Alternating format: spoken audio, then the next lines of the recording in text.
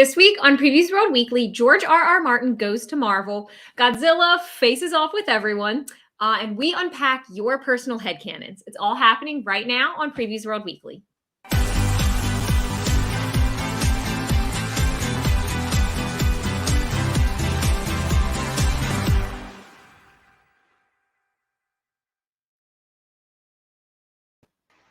What's up, Previews World? It's Wednesday. It's New Comic Book Day, which means it's time for Previews World Weekly.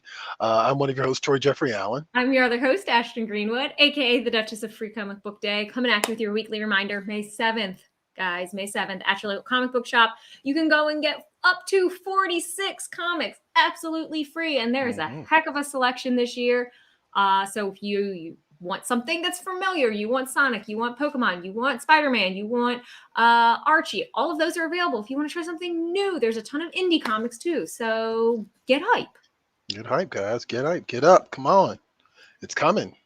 Excuse to go out. Excuse to leave the house. How about that? Right. Look at that. You're welcome. Oh, what you got? I got a new catalog, Ashton. Ooh, yes, there's a new previews catalog out today. On the cover is Lemire's first title since announcing his exclusivity deal with he and Andrea Sorrentino, team up for The Passageway. Now, here's a little secret about the previews catalog, Ashton, right? I'm ready. There is no back. There's only the flip side. The other front. The other front, right. There's two fronts on the previews catalog, guys. And as you see on the flip side, Shaolin Cowboy, which I really should start reading. I feel like that's everything I love about comics. Just great art, just ridiculous concepts, and just action.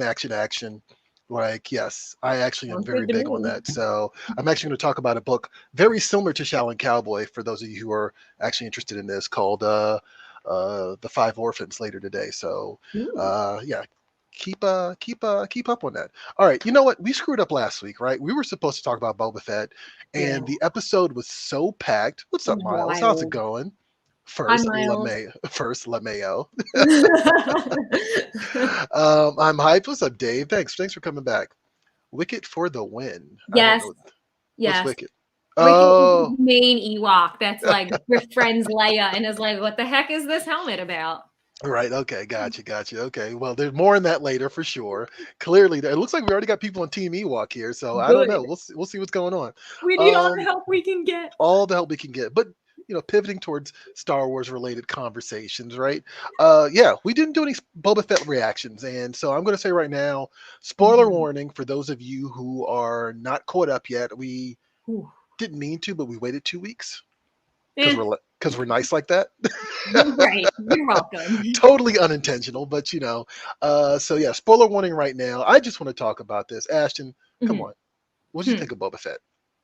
I loved it, actually. I was super into it. I thought it was maybe like a little slow through episodes 2 and 3, and that's okay. Not everything can be all gas all the time. Yeah. So they had to kind of set up the story, and I'm cool with that. I love, good stories, good characters. I had no expectations for this, and this is something we kind of, wanted to talk about, was, did you feel like you were disappointed by it? I had no expectations for this. I didn't know what I was going to get from this piece of Star Wars property, so I was pleasantly surprised.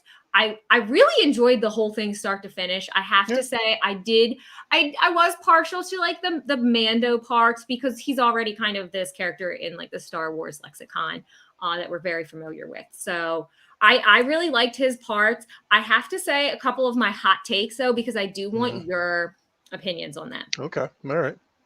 So my first one is, I kept seeing articles around the time that episode 6 and 7 came out that Boba Fett and Star Wars had a quote unquote Luke Skywalker problem. And the problem is that Mark Hamill's almost 60. I don't think that's a problem. Yeah, I don't think that's a problem. People wanted to pick at the CGI surrounding the way Luke looked. I think the fact that he was even there at all was a gift from the Star Wars gods. And I was not about the way he looked. Also, you know what? I know we all love Grogu and Space Dad and the fact that he chose Mando, but a part of me was mad. I was like, he handed you Yoda's lightsaber. He was prepared to give you Yoda's lightsaber, and you said Beskar chainmail? I was a little hurt. No, I actually agree with you on that one. I was kind of like, oh, you're not going to become a Jedi? That's kind of okay. I mean, it is a choice, and I guess like yes, Grogu, sorry, chose love over the Jedi way. Yeah, no, I saw people complaining about it too. I thought it was fine. Like I thought it was Yeah. cool. I didn't really have any problems with it. I'm not one of those people that has been following Boba Fett's ascension since 1980, Mhm. what 1980. You know what I mean? But I have been aware of the character for at least like 2 decades. In some way, shape, or form. So he's been around. Yeah. But it actually made me rewatch 1 through 6. Like, Interesting. yeah, which I hadn't done in a while. And, I'm just gonna double down and say, you know what, after watching 1 through 3, like Boba Fett is not that bad, guys. It really isn't. Like I think 3 is a cool movie. I like 3. Yeah. I love 4, 5, and 6. I Of particularly course. love 5. I love 5 a lot, Yeah. But 1 and 2. One. Yeah, one goes beyond and one goes way down. So yeah, but yeah, I thought it was cool. And I think that maybe there's an element here of people not understanding, being impatient about what they're watching. You Yes. know, I think there's an element of that because as I'm watching the show, I'm kind of like, okay, look, he fell into a pit, he crawled back out by sheer will, He right? did not fall into a pit. He was accidentally Okay. nudged into Okay, one. he was nudged into a pit by Han Solo, right? He crawled back out by sheer will, and he decided essentially to retire and become a Tatooine gangster. And I hear people sitting around saying like, he's not as badass as he should be. I'm like, that sounds pretty badass to me. I don't Right. I don't know what you guys want from this. I didn't love the biker gang. I thought they were kind of a little hokey, you know. Yeah. And I am with you in that baby I keep want to say baby Yeah. Yoda Grogu choosing to not become a Jedi was kind of like, you know what, I didn't need him to come back. Like I would have been okay with that. Yeah. I feel like if they had just called this Mandalorian season 3 and just done the Right. entire season the exact way that they did, Yeah. I think people would have been less upset.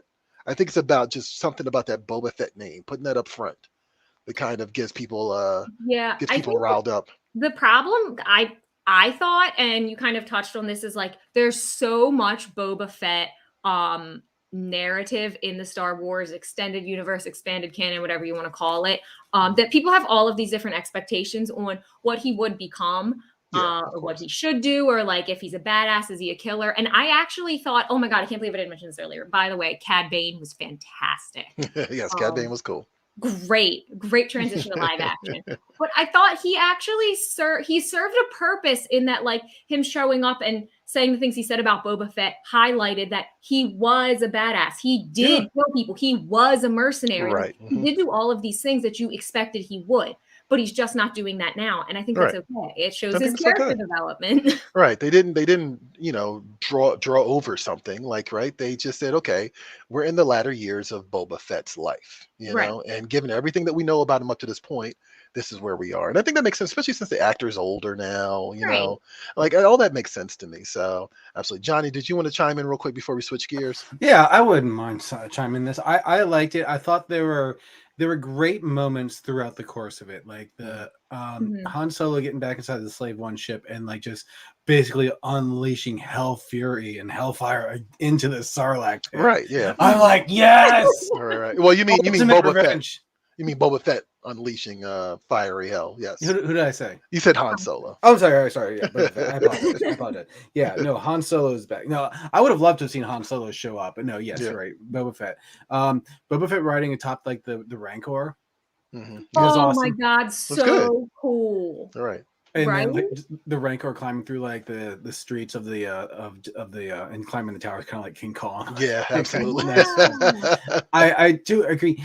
I kind of tended to agree with some of the people online, like saying that it just seemed like out of place for Boba Fett's character, but then at the same time, it's hard to say because technically, the expanded universe and all the novels and the comic book don't really play into this. Like, what's canon is technically like what's been on screen, like, and even going back into like the Clone Wars Mm-hmm. and whatnot. But I still would have liked to have seen a little bit more of the Boba Fett that people kind of like.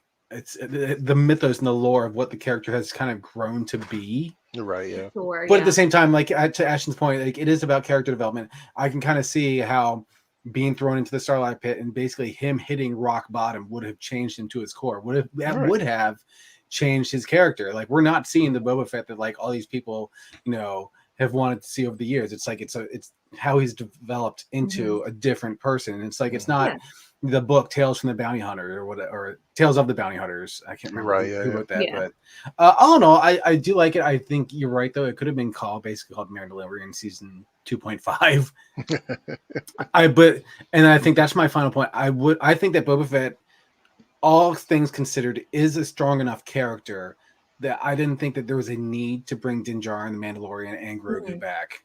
But I agree with you on that. I thought that maybe that might have undercut it a little bit. Well, definitely undercut it for sure. But Dave's saying sometimes you just have to suspend your disbelief and enjoy the show. I mean, it is a big, giant sci-fi thing in space. So I have no problem suspending my disbelief. Not at all. Not at all. Not at all. Oh, by the way, the spice thing, I was like, I had a moment where I was like, am I watching Dune? Oh, they said a line that was very nearly like, let the spice flow. And I was like, what show is this? I mean, I feel like that was very intentional. I caught that too. And I was like, okay, like this is full acknowledgement of Dune's influence. At least that's how I took it on Star Wars. So, and I love that, with the Favreau Filoni stuff, everything is just one big reference in some way, shape, or form. Like they're telling their own story, but it's always a callback. So again, why I enjoyed the show. I thought the show was very cool. Yeah. But if you do want to find out more, you can go to your friendly local comic shop and find plenty of Boba Fett material. True. Like War of the Bounty Hunters, which we were supposed to read, and maybe we'll read one day. We were. Yeah, we're supposed to read that. Whoops. We were going to try to do a round table for it, but it just kind of slipped away too fast. Yeah. Real quick, the Teenage Mutant Ninja Turtle Last Ronin figure. So our mothership, Diamond Comics Distributors. Right, it is their 40th anniversary, and so they're doing this whole celebration. And because of that, you might see some cool exclusives at your local comic shop because of it. Specifically, the Teenage Mutant Ninja Turtles Ronin figure with a black and white chase variant that is available right now. That is a Previews World exclusive. So yes, talk to your local comic shop, find out what the deal is if they're getting it. And as you see that little order button at the bottom, that means you can go to previewsworld.com/pullbox, and if you have selected a participating comic shop, you can order it right then and there. God. Yeah, so you okay? Yeah, sorry, I had an eyelash in my eye, and I was like, it's okay. I was like, oh my God, Ashley, you're that worked up about this. Okay. I'm real emotional about the Teenage Mutant Ninja Turtles. Some people are. How about that? A classic. So there's also a classic Mirage Studio lunchbox that is available. Speaking of harkening back to the black and white era, and so they have that available. Well, that's a P exclusive, and on top of that, there's a Last Ronin one. So yeah, again, previous exclusives. Ask your local comic shop what the deal is, or just go to previewsworld.com/pullbox if you already signed up and you've already selected a comic shop that participates, and just order yours right now. So go for it. Do it. Actually, Last Ronin #5 is out this week at your local comic shop. That's another book that's been long in the waiting. I know a lot of people have been itching to read that. So how about we talk about what's new in comic shops this week? You ready, Ashton? I'm ready. All right, let's do this. New Release Wednesday.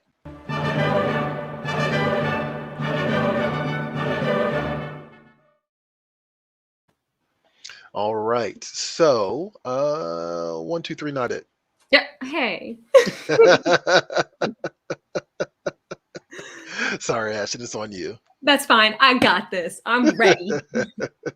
My pick this week is The Legend of Korra Art Animated Deluxe Edition hardcover. And I am going to talk crap on Legend of Korra's continuity later in the show. I have to acknowledge that up front. But I also have to acknowledge how absolutely incredible the animation style is in both Avatar: The Last Airbender and Legend of Korra. It's insane. The art is beautiful. And so that's what this book is about. Legend of Korra is approaching its 10th anniversary this year in April, which is wild. Yeah. So this is getting reprinted for the 10th anniversary, but they're kind of like zhuzhing it up. They're gussying it up. It's going to be zhuzhing it up. Okay. Zhuzhing it up. Okay. It's going to be a hardcover in a slipcase with a commemorative lithograph. It's the whole shebang, and it's takes you behind the scenes of specifically book 3, season 3 of Legend of Korra, and looks at the different art pieces, some of the storyboards, and all of the development that went into bringing those scenes to life, and has commentary from the original creators, which I know is always like a thing with Avatar fans. Like if the original creators aren't involved, they're like, maybe not. Maybe not, yeah. But Michael DiMartino and Brian Konietzko both had a hand in this, and it's got some of their commentary and some of their original art. So I'm super excited to get my hands on this. And it's just like a cool coffee table book to have. Mm-hmm. No, you look, I'm a sucker for behind the scenes stuff. So yes, absolutely. Even stuff I'm not that familiar with. Like I'm not that familiar with Legend of Korra, but I still want to know more about it, which in turn makes me want to know to actually watch the TV show, stuff like that. So my pick this week is Orphan and the Five Beasts from Dark Horse Comics. Issue 4 is the final issue, and it's out this week. This has been delayed because of the shipping crisis. This is something that's been kind of taking a minute to kind of hit stores. I actually kind of low-key forgot that I was still collecting these, and then I saw number 4 was out, and I was like, oh, hey. Well, I tend to stockpile. So I had forgotten because I was like waiting for the last issue to drop, and now the last issue is here. And so I just was like, today I'm going to read them. I'm going to start reading them just to kind of get caught up. And this is just cool. Like it's got some Miyazaki, Shaw Brothers energy to it. Very much leaning heavily on the Shaw Brothers stuff, like the old martial arts movies, the old Kung Fu theater days. The story here is a master of spirit and body. He teaches the wrong pupil his secret. Oh right? no! Yeah, actually five wrong pupils. That's a heck of a mistake. And now they are corrupt, and they are teaching his and are abusing his teachings in their own warped ways. And the master sends a servant, a lone orphan, to stop them. And he's going into the world that abandoned him, which I actually think is a really interesting angle. Like this world denounced you, and now you're going back in to save it. You know what I mean? Oh my gosh. But he is pure spirit, of course, and he has consumed his master's teachings. So expect him to whoop some butt, basically. Yes. This is this is this kind of like kung fu theater type of energy. James Stucco, the artist, I buried the lead as James Stucco, which is the reason alone to pick this up. He did Alien Dead Orbit and a bunch of other stuff.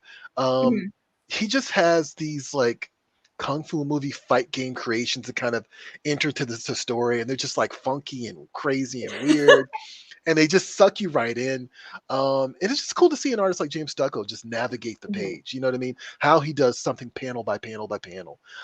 So yeah, just a good eye candy. Just good eye candy. Just a good treat for your eyeballs. Check it out. Orphan and the Five Beasts, number 4 from Dark Horse Comics. That's out this week. And how about some Hake stuff? Ooh, yes, they've got they got cool stuff. So yeah, we mentioned earlier in the show that we are sponsored by Hakes this week, and we're going to be sponsored by Hakes for the next couple of weeks. So here's a little bit about the newest and latest auction. Check it out. Hakes Auctions is the premier source for all manner of Americana and collectibles, and auction number 234 is now open for bidding. Here are some of the amazing items that you can find over at Hakes.com.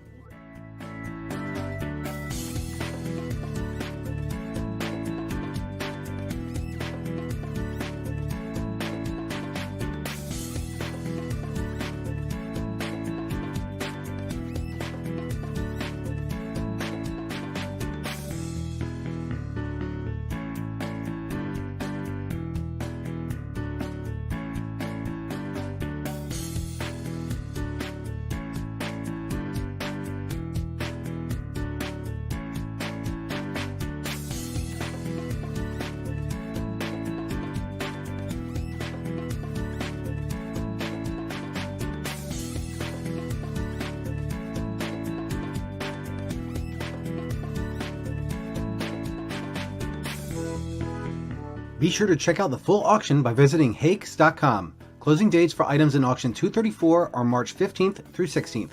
Hakes, America's first collectibles auction house. And I will reiterate that the closing dates are March 15th through the 16th. So you got some time here, like, to count your pennies, break that piggy bank if you need to, right? People don't do that anymore. Smash it with a hammer. Smash it with a hammer. This is your moment. So, and I also saw that there was that super rare Boba Fett in there as well. So, hey guys, if you are a big game collector, go for it. And also, I think if you're not even a big game collector, if you just there's stuff in here that I think you might encounter that are just sort of like, oh, hey, I used Mhm. to have that when I was a kid. Like, Yeah. I want this again, like just to have it. You know what I mean? So you'll definitely see a lot of stuff like that, GI Joe stuff, all Mhm. sorts of things. So definitely check that out. That is Hakes 234, and yeah, March 15th through the 16th. That is the closing date. So get on it. Can I just comment on this stuff? Like, this is like, Yeah. like I said, like we were just talking about Boba Fett. Like on the Wow. Higgs page, they have a special Boba Fett section Oh, right nice. here. And one of the things that caught my eye, it's like going for 38 and a half, $38,000 right now, 35, is this Boba Fett rocket firing prototype. So if anyone knows, like we're going to make these Boba Fetts with the rocket firing jetpacks, but I think the people were saying that there was going to be a child safety issue. You're right. Yeah. So they never got Nonsense. put into mass production. So these are extremely rare, Mhm. but still extremely cool. The fact that it's got like this J firing rocket slot here, it's got the original rocket there on top of it, the blaster. It doesn't have any of the original part packaging, obviously, but it's just the amount of stuff that comes through Hakes is just always is astonishing to me. It is, yeah. So if you're a Boba Fett fan, there's all kinds of stuff in here, even like Return of the Jedi, like loose action figures, like and not yeah. So here's kind of like what it evolved into without like the rocket firing action right there. But okay, I see. Oh, that's not as fun and dangerous. I know. Oh, and I believe I was. I'm not sure. Was that a Jawa? What was that? Is a Jawa? Yes. Okay. Now I could be mistaken. I'm not sure, so do not quote me on this. But I thought looking through this that I saw a plastic cape Jawa in here. What? Interesting. Do you know do you know the story about the plastic cape Jawa? No, I know that I've never seen a plastic cape Jawa. So from what I remember, they were going to make the Jawas have plastic cape. Yep, here it is, vinyl cape. These were not made in like a huge quantity because they kind of recalled them and they thought, this plastic cape kind of looks kind of crappy, so we're going to make these going forward with the cloth cape. So these vinyl cape Jawas are also extremely rare and hard to find. So the fact that they actually had this, I'm like, oh, I want so much stuff on here. Okay, look at that. A little bit of Star Wars history for you guys. Yeah. There you go. Just when you think you know everything about Star Wars, it's just like another new detail, I feel, every single time. All right, moving on. Let's get into some news real quick. All right. We say real quick. Hopefully it is real quick. We'll see. Ashton, you ready? I'm ready. All right, let's do it. News time.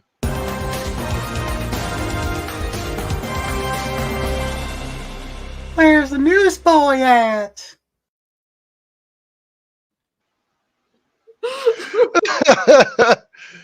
That one is going to get us in trouble with HR, Johnny. Thank you. I'm not involved. It's okay. HR doesn't watch the show. They don't watch the show. It's okay. Thank God. That was bold. That was bold. It was a good one. It was a good one though. That I think I mentioned this before. That the Family Guy Paperboy thing always makes me laugh. It's so wrong, but I can't help but laugh every single time. Anyway, that's all I'll say about that. Let's get into some news. Okay. What's going on, Ashton? What's going on with George R.R. Martin? Yeah, so George R.R. Martin has actually teamed up with Marvel. Of course, you know him from Game of Thrones as kind of his gigantic claim to fame. And so he'll be teaming up with Marvel to publish his superhero anthology series called Wild Cards, which is this gigantic, expansive universe. It tells the story of an alternate history where Earth is home to superpowered individuals and spans more than 25 novels and 20 short stories. So it's enormous. It was written by more than 40 authors over 30 years. And it still has stuff coming out. It's got a new limited series scheduled for later this year. All right. So he'll be partnering with Marvel to bring all of those things to life in comic book format. And so he said in a statement, as my fans already know, this is George R.R. Martin said, as my fans already know, the Wild Cards world holds a special place in my heart. So to have the privilege of announcing that an industry titan like Marvel is going to produce the narrative from the beginning as a comic book brings me no end of joy. Nice. So no word yet on like any sort of pre-order when you'll be able to get your hands on it, but we'll of course keep you up to date on that.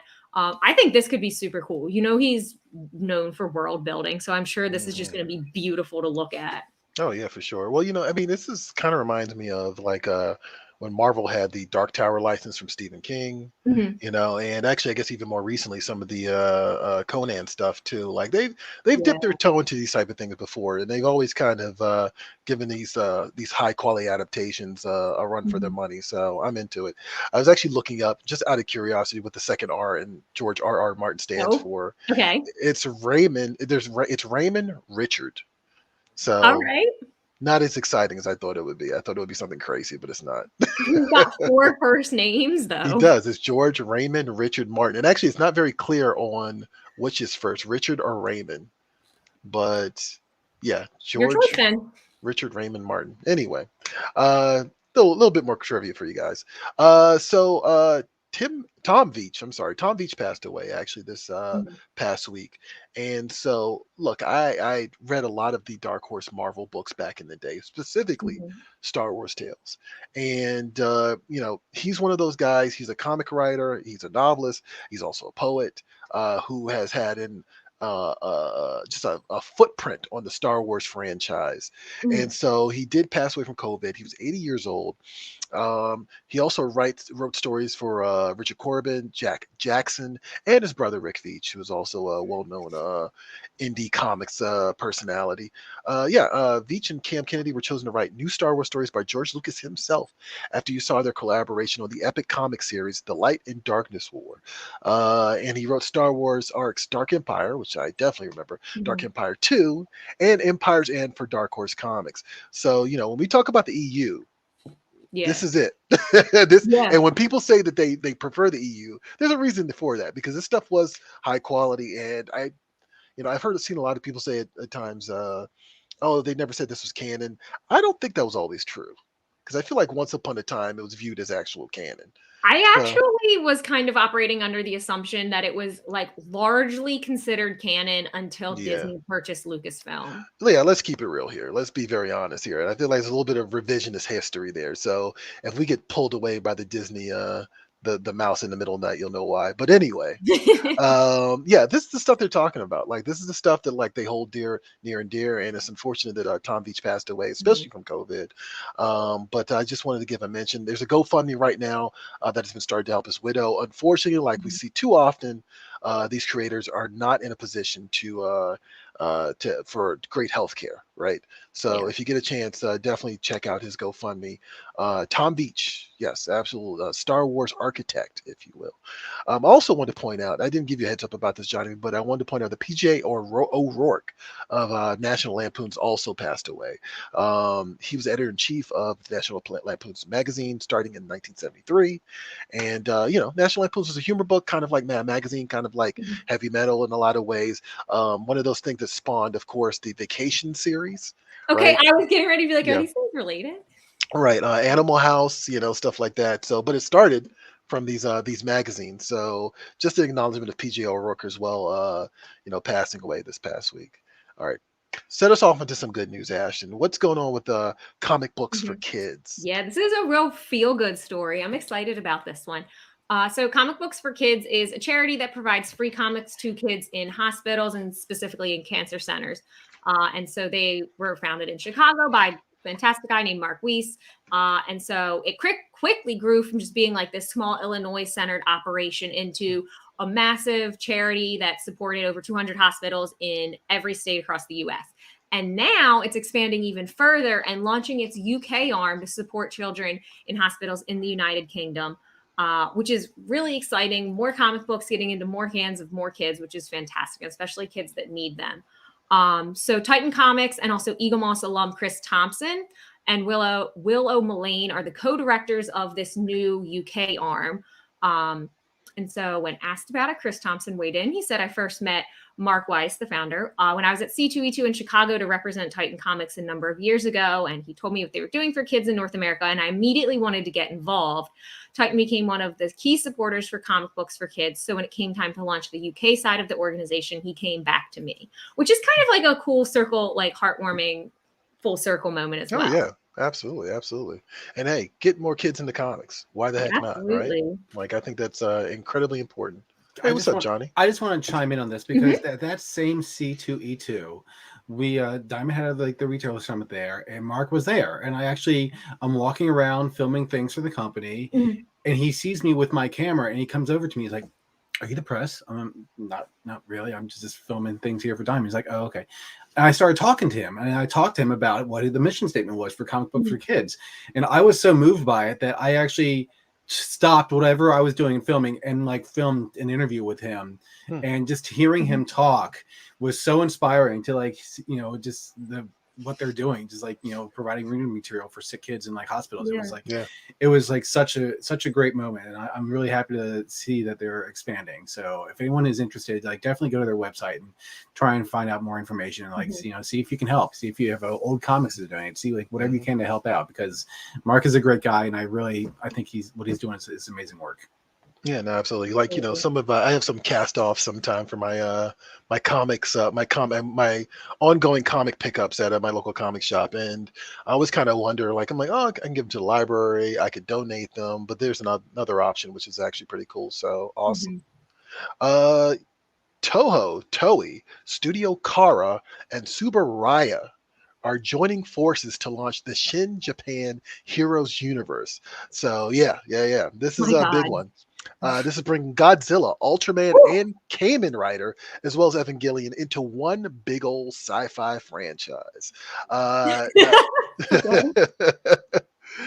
Which is basically what fans have been doing for years. Like, Yeah, why I not? joke about shipping, but the kaiju genre has been shipping Ooh. these characters together forever, and a couple other characters too. So so far, all we've seen is an emblem and a visual showing all four heroes together, which is right there on our Varieties website, as well as a website. Ano, who's the director of several of the more recent Godzilla and Evangelion movies, has already directed Shin Godzilla and an Evangelion film, and the success has been high. So teaming up seems like a no-brainer, right? Sure. Shin Ultraman, Shin Kamen Rider are soon to follow. And by the way, Shin means new, just so Got you it. know. So it's just new Godzilla, new Kamen Rider, new Ultraman, right?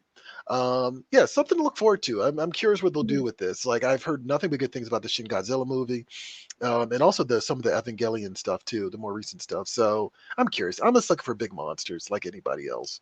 Like, it still works on me. So why Yeah, the I heck mean, not? I think it's hilarious to just smash Godzilla together with like just any other combination of Right. anything. Right, exactly. Actually, no, we didn't mention some of the show, and I meant to. I think they're actually doing Power Rangers Godzilla, which I think is also very fitting as well. Sure, let's Yeah, why do not? it. I mean, this is totally separate from the Shin Japan Heroes Universe thing. This is something that Boom Studios is actively doing, but in IDW, I think. But yeah, keep an eye out for that too. If the Shin Japan Heroes Universe thing kind of catches your interest right now. All right. What do we got? Do we have another news item, or was that the last one? I think that Is was the the last last one? That was the last one. Okay, cool. So how about we talk about Marvel Voices real quick? Here's a trailer. This, of course, is Black History Month, and so one. Marvel has been doing a series of books called Marvel's Voices that celebrates, people of color, people of indigenous backgrounds, in the Marvel universe, right? And they've gotten creators who have those backgrounds and paired them up with some of your favorite characters. So check out this trailer, and when we come back, I'll tell you a little bit more about it.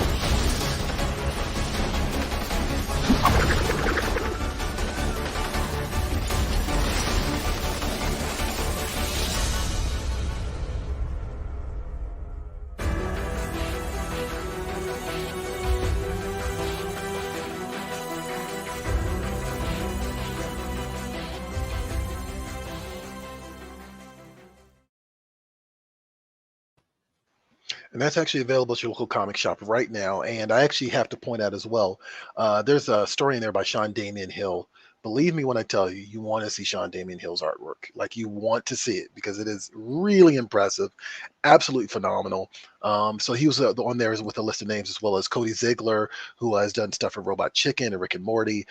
Victor Laval, who's been doing a bunch of stuff with Boom Studios recently. Chris Cross, he's a longtime favorite of mine. Is working Captain Marvel and a bunch of other stuff and more. And yeah, again, this is already in comic shops. It's Black History Month, y'all. Go ahead and show your support. Go ahead and show your support some Black creators on Black History Month. Why not, right? You should. How about some asinine arguments? You ready, Ashton? Guys, I got this one. I got this one ready. This one. All right, let's do it. Asinine arguments.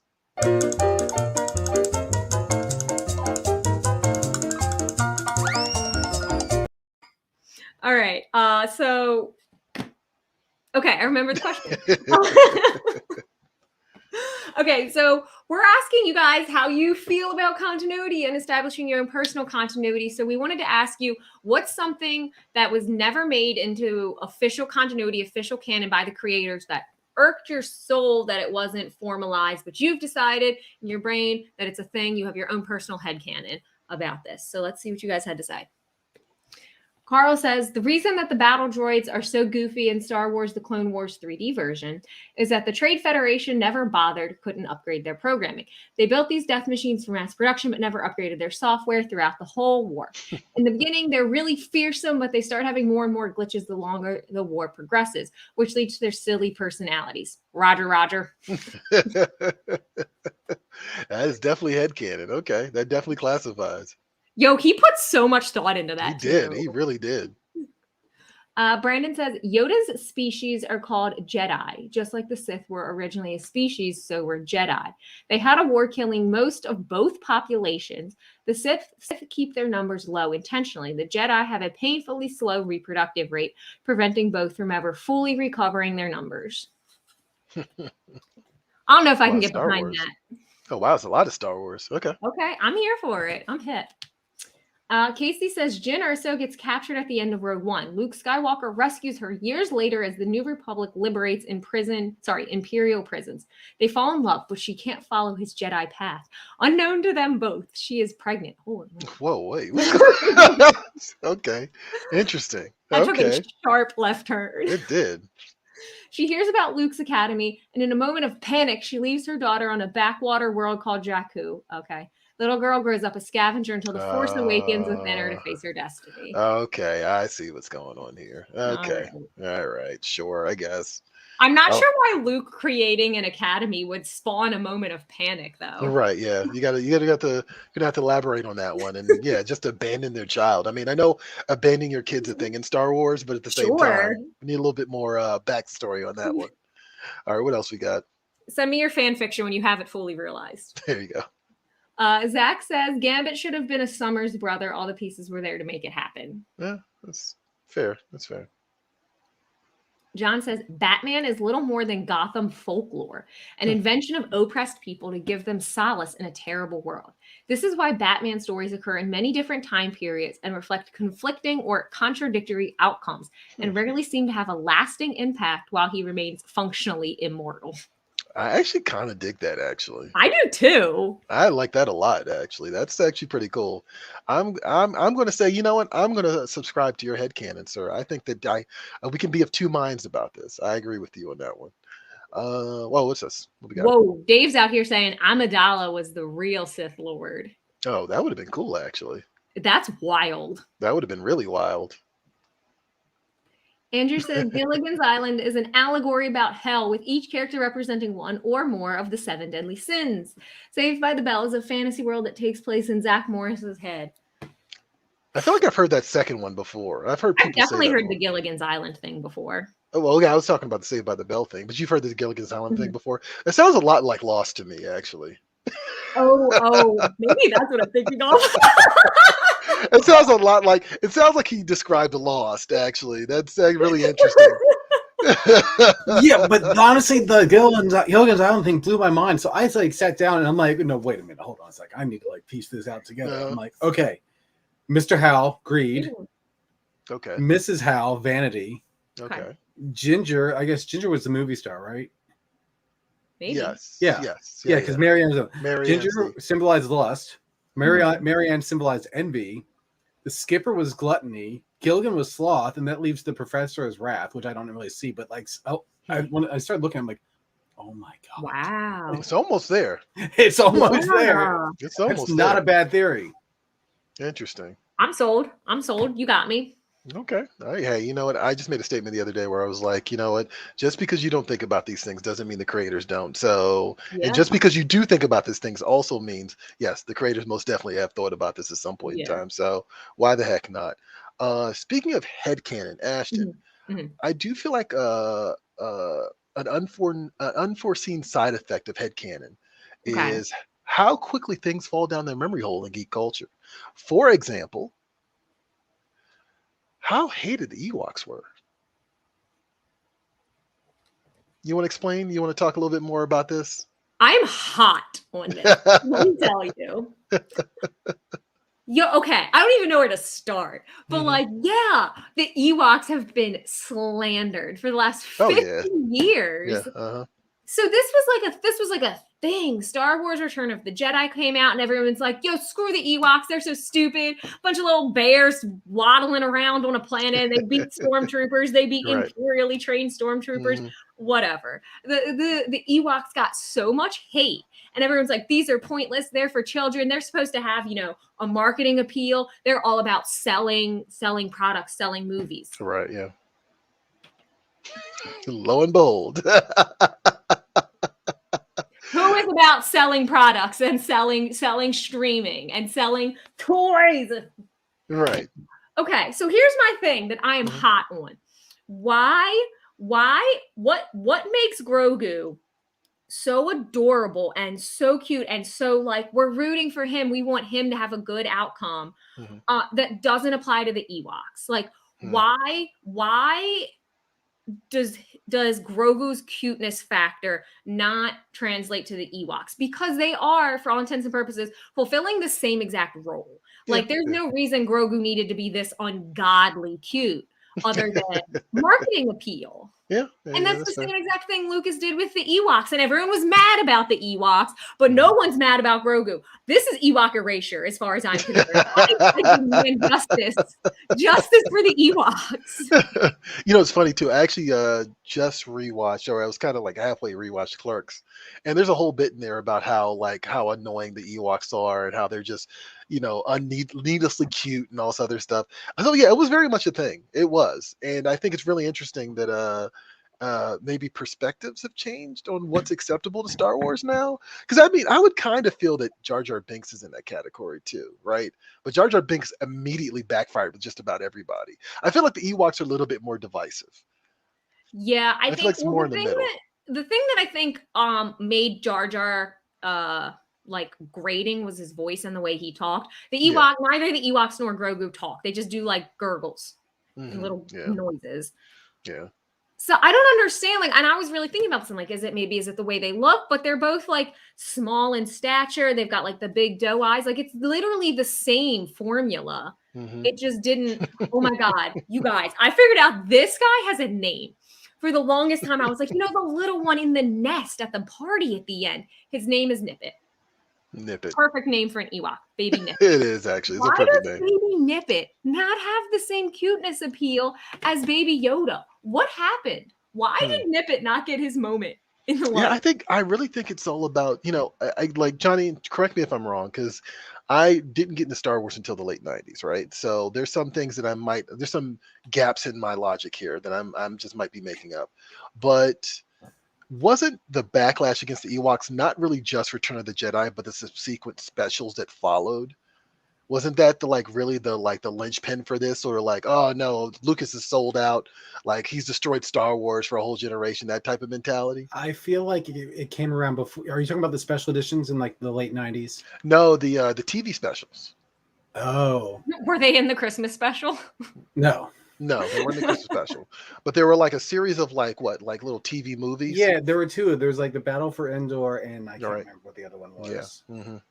I I can't remember. Like honestly, like at that age, I was like kind of young enough to like not really know about that kind of stuff or like Right, yeah. the backlash of it. So I mean, when Jedi came out, I was 6 years old. So at the time, I didn't have a problem with it. I think honestly, a lot of it kind of boils down to an age difference. Like I think older Star Wars fans who might have seen Jedi at the time might have felt that way about, oh, this is just, done by Lucasfilm and Star Wars to just, make a quick buck on the off of kids, and parents are going to be like, or parents of kids who are going to want them to go out and get like the new stuffed Wicket toy or whatever.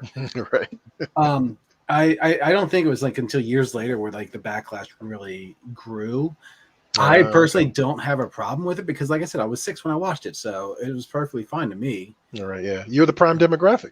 Yeah, I had a little stuff like Wicket plush doll when I was a kid, so yeah. I don't know. I mean, there is a limit to like cuteness sometimes. I mean, like, can you just imagine? Like, what if we took the Ewoks and like Grogu and put them together? Like, this is what you get. I hate it. That's weird. That baby looks like a Furby. That's a Mogwai. That's a Mogwai. That's from Gremlins. That's good. Okay, it's Gizmo. Oh, that looks like a Furby. Or Mogwai. I've never seen one. I mean, Furbies look like Mogwais. Like, let's be very honest about that. I'm sure that's probably intentional. Yeah, I'm sure it is too. So I demand that everybody that has ever slandered an Ewok issue a formal apology to Wicket and Nippet and all of the others that roam Endor, because you have been unjustly judgmental. They have, yeah. Like they've suffered for many years, I think. And actually, do we really see a lot more of Ewok content now? Like, even like kind of around the prequels, were they showing us Ewoks and stuff, or was that just kind of like something that got shoved under the rug? And like, I mean, I think you might see periodically like an action figure that comes out. Right. I know they're in the Lego games, but the Lego games are kind of recapping the older movies. Yeah. So, yeah, I'm actually curious about that. Like, yes, that's one of those things where, people are upset about it for a while. And so the reaction immediately is to like, oh, let's just never talk about that again. Kind of like Jar Jar Binks in episode 3, which I was watching. And then I see him at Padme's funeral at the very end. And I was like, holy crap, I forgot all about this guy. I completely forgot he was in this movie. He's in this franchise.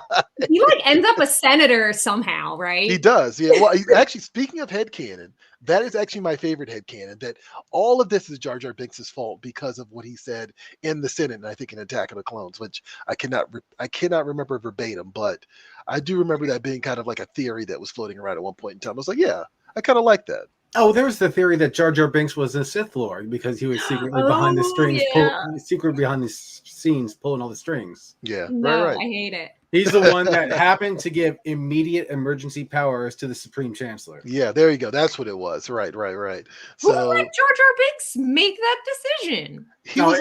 He was gaslit into it. It's like someone put the idea into his head. I can't remember right. who. Okay. Yeah. That's right.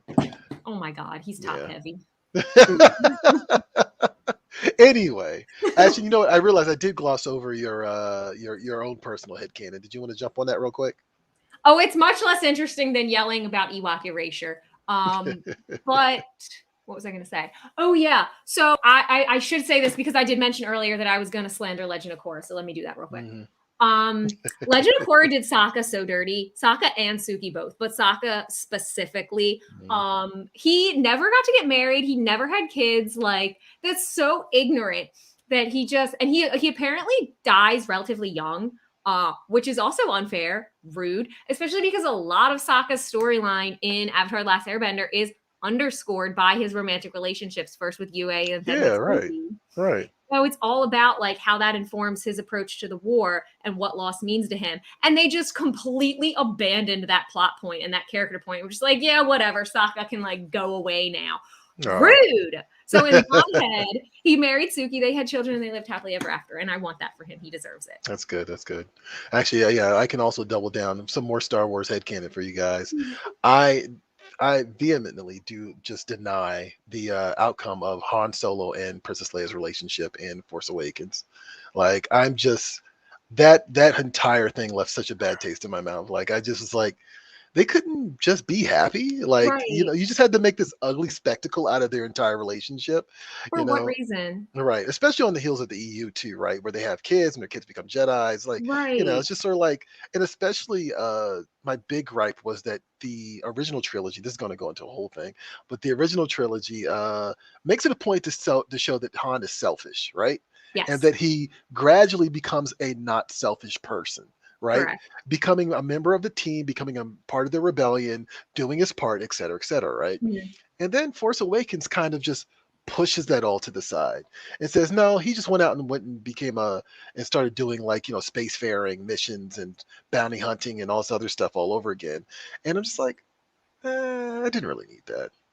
It totally felt like they did it as just like a way to put a flag in the sand. Like, this is our thing now. Yeah, And yeah, anything that you guys thought or wanted doesn't matter because we're going to do what we want. And it just felt, I don't know. I yeah, kind of felt like it was such a slap in the face to like take one of the positive outcomes of the movies and just, yeah. Just flip it on its yeah. head, and just be like, and just to do something different for the sake of doing something different. Right. It's And just it like, really didn't even like, I didn't feel like them having, like, their marriage having failed had literally nothing to do with the outcome of Kylo Ren or Ben yeah, or whatever you want to call him. Like, you could mhm, still have that plot point and not have them have all of the right. weird tension. Like, it just didn't serve any purpose. It was there just to kind of as like a FU, excuse my language.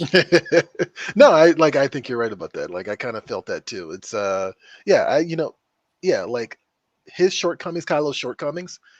I Mhm. mean, I don't really think they have anything to do with the way that the movie's presented. It doesn't have anything to do with the marriage of Han and Leia. It should have, Oh, but it seems like kind of an afterthought. And some of that, you could get into like the switching of directors, all that other stuff, but was never a fan of it from jump. Just like, the minute I saw Force Awakens and they did that and they killed him, I was like, okay. I was right. like, clearly this is not for me anymore. But then Mandalorian came out and I'm back on board again. So there you go. Uh Oh my God. Also, Porgs. Porgs got more love than oh Ewoks. yeah, Are you that's right. kidding Yeah, me? that's right. Are you Although nobody joking? although I don't see anybody bringing that up anymore. Or BB-8. I don't see that much about BB-8. Well, I guess BB-8's still a thing. But porgs are definitely kind of like a glossed over. That's Option fine. 3 porgs. I'm okay with that. Actually, speaking of which, let's do the poll since we're on the topic of things that were abandoned by the Star Wars audience. What do we got this week, Um, Ashton? so since y'all feel so tied to hating on the Ewoks, even though they don't deserve it, I figured I'd put it to a vote. It's very I'm sure it's not going to come out the way I want it to, and I'll be very upset. But I asked you guys, well, of all the iconic cuties in the galaxy, who is the cutest between Grogu and the Ewoks? All right. I'm going to make Johnny decide because I want to see where Johnny goes with this. Johnny Rose, don't you dare vote for Grogu. No, I'm just thinking you're talking about how like people hate Ewoks so much unnecessarily. Are Ewoks the Nickelback of the Star Wars universe? How dare you? I think Jar Jar Binks is well. No, I kind of say that because people just didn't like Jar Jar Binks. They just denied him pretty immediately. So I can see your point. I don't have any problem personally with Nickelback, but you know how much they became a joke for some reason. Right. Yeah. Yeah. Well, that's kind of what I'm getting at. It's like, people liked Nickelback and then they hated Nickelback. For no reason. People just hated Jar Jar Binks like off the bat, like just immediately. Man. So what do you say, Johnny? I think Ashton's gonna hate me. Oh. She was too busy playing with the Grogu. So if I vote for Grogu, but she's playing with the Grogu character. Clear. I'm not saying that Grogu isn't cute because he is very adorable. Like, I'm not denying the fact that he's a cutie pie because he is. What I'm saying is, how come there wasn't any pushback? The Ewoks are cutie pies too. I know, but they're also deadly. They took on the Empire. They got like spears and like things. They're like more, dangerous than anything. Like, they are. They're cute at first, but then you start seeing like what they're capable of. I'm like, I don't want to mess with them. Yeah, which is, I mean, they're kind of badass. Like they're like this little tribe of like little furry badasses. Yeah. So at least that's how I always perceived it. But I also again, like Johnny was like come in and I guess post Ewok Gate. Mm-hmm. So So Johnny, go ahead and make a choice. I'm gonna say Grogu. Like I did love the Ewoks. I'm not saying anything bad about the Ewoks. Like I said, I grew up with them. I had no problem with them. I had this stuffed doll. But for me, right now, Grogu is Whoa. 70.2%. Oh, wow. And this could be a more recency type thing, because he's come out in the last couple of years, like on the Mandalorian Plus. So he's on everyone's mind. So that could be why it's kind of swinging that way. Let's see. Theo here saying, choosing between a childlike, powerful Jedi or the fuzzy bears who tried to eat Han Solo. Gotta eat. I mean, that's another thing. They also eat human flesh. So they eat the human flesh of those that have provoked them. But if you show up Also like true. Leia and you're like, I got this cool helmet, let's be buds, then you're fine. I got this cool helmet, let's be buds. So you can't tell this isn't adorable. Ashton saying he's gosh darn adorable. And then this, I can't remember the character's name. This is like the guy from the Bounty Hunter Mandalorian from Boba Fett. And then option 3 was Porgs. I don't think I'm not with Porgs. No, I'm just not for them. BB-8 over Porgs, then Grogu, I'd say, and then Ewoks. But in the same vein, what? What? Did you put Ewoks last? No, I put them at the top. That was in reverse order. Yes. Yeah. Hashtag Ewok equality. Do you feel like the question is? Do you feel like the Porgs were done in a similar manner, like the Ewoks were, to like as a marketing ploy to like sell stuffed action or stuffed dolls of these things? Oh, of course. So yeah, I think they all are the same way though. No. So the backlash that came out over Porgs, I think, happened faster than when it did over Ewoks. But then that could also be because of the internet and social media, and that kind of like opinions travel faster and whatnot. So he just dropped Baby Yoda on his face. He's top heavy. I didn't mean to. Okay. Anyway, before child endangerment comes after us, can you give us the comic shop shout out for this week, Ashton? I can try. He's going to go over here. This week's comic shop shout out goes to Comic Headquarters in the St. Louis area. And this comes from our friend Dennis. So at the end of the show, we'll show you some images inside of their shop. You can get a peek at what it looks like. If you want us to shout out your local comic book shop on the show, find us on social media, tag your shop. If they don't have a handle, just leave their name and use the hashtag #SupportYourLCS. We'll find your local comic book shop, shout them out on the show, and give them some love. All right. And I want to remind people to like, follow, and subscribe. You can join me over at Previews World on Twitter, Facebook, YouTube, Twitch, Instagram, and that's it for now. And you can find Ashton at Free Comic Book Day where? Facebook, Twitter, Instagram, and TikTok. And we will be doing lots of nerd yelling. Also, if you want to find out what books are available on Free Comic Book Day, get a look at some preview pages, some exclusive interviews with the creators, and just generally get excited about what you can get your hands on May 7th. That's the place to do it. All right. And also, I want to point out there's two interviews on our website right now. One is for a series of one-shots for Wrong Earth from Ahoy Comics that will be coming out over the next couple of months. I did an interview with Mark Russell where he talks about his entry in this series of one-shots. But also, Stefano Cardacelli, I did a Got It Covered interview for his book called Walk, Total Destruction from Second Sight Publishing. This is a cool one. Like, Cardacelli is one of those guys who reminds me of Simon Bisley. He reminds me of Jim Mafood. He reminds me of Sean McKeever. And his stuff is very kinetic. And I even pointed out in the interview that it's intimidating, like his characters are like these behemoths. Like there's a lot of power in the images that he draws. Yeah. And these are always my favorite type of interviews to do too, because I get to really get into the weeds and dive into what it is about their in my opinion, what it is about their art that sings and like just appeals to people as well. So definitely check that out. That's Walk, Stefano Cardacelli. Not out in comic shops yet, but it will be early next month. And check out the interview on previews.com. Also, there's a Nathan Drake figure coming out from Collect DST, from Diamond Select Toys, sorry. And it's cool because it's based off of Tom Holland. Right, so there's a new, of course, Uncharted movie. We'll see if the Uncharted movie actually is faithful to the video game series, or if fans will just completely and totally hate it.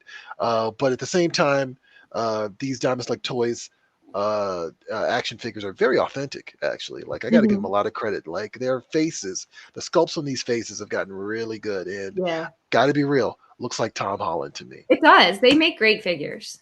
They do. They really do. And that's it for Previews World Weekly, guys. I'm one of your hosts, Troy Jeffrey Allen. I'm your other host, Ashton Greenwood. And hey, we will all, Grogu included, see you at the spinner rack. Catch you guys later.